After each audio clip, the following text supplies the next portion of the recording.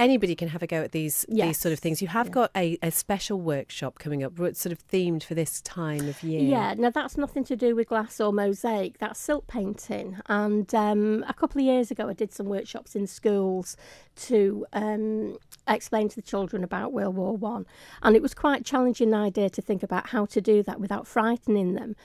So I thought I would bring in the element of animals, and it occurred to me that not many people know that purple poppies actually is a sign of the respect for the loss of lives that animals gave us during the wars.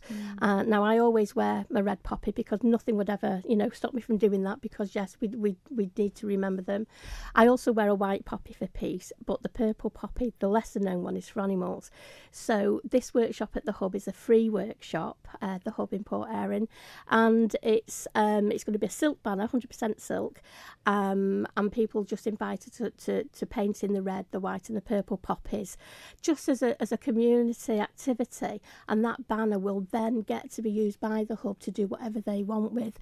Now, there are limited places, so they would need to phone the Hub to book in, so it should be a nice project. It's another one of those things, isn't it? Everything we're talking about with you seems to revolve around the idea of community, which is fabulous, because it does seem like it's one of those things that is a little bit lacking now, when you, at least when you compare what our society is like to maybe what it was in sort of like the 40s or 50s, when people were sort of in and out of each other's houses and sharing things. So you sort of need these things now to bring people out of their homes and get together, don't you? Yeah, very much so. I mean, there are lots of people living close to each other, but we live such busy lives. It's very, we do forget to stop sometimes, don't we, and actually talk to other people, because we've got to get the bus, we've got to get the car, we've got to do this, we've got to do that.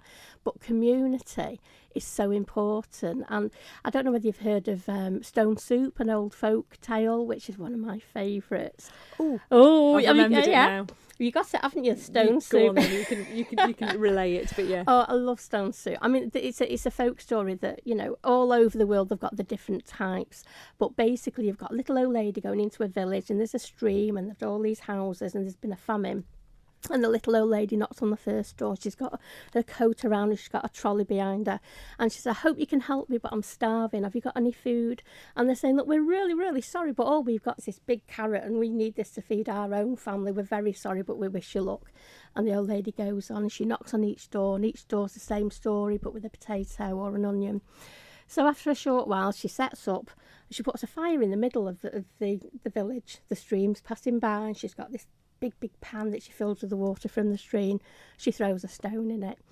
And after a while, there's steam rising from this soup.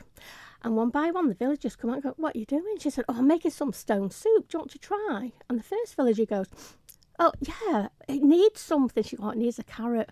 I've got a carrot. Let me bring this carrot. So the carrot goes in. The next thing, the person with the onion goes in. And before you know it, we've got a big vat of stone soup that the whole villagers enjoy together. I mean, for me, that's just life. And I think that everyone should be like that. Isn't it great? I haven't heard that since I was a kid. It's beautiful, isn't it? It's a lovely story. I remember that. While we're speaking about food things, can I bring something in? Yes, I know what you're going to say. I was very excited about you this. Were. You don't just do things with glass, you sometimes bake cakes. And you used to bake cakes for the BBC, didn't you? Yeah, I used to, yeah. Please tell us about a particular cake, which I did mention to you I was very excited about. Oh, yeah, this was in another lifetime ago. In the 80s, I had a wedding cake shop with my mum, and we used to do lots of novelty cakes, and we started doing cakes with the BBC, but yeah, my favourite one had to be the Tardis. And it was, I don't know why, I think it was on the Gardener's programme. I don't know why it was on this particular programme, but it was like a huge sponge cake in the shape of a TARDIS, and in each of the windows I hand painted out food colour each of the doctors, and that was for the 25th anniversary of Doctor Who.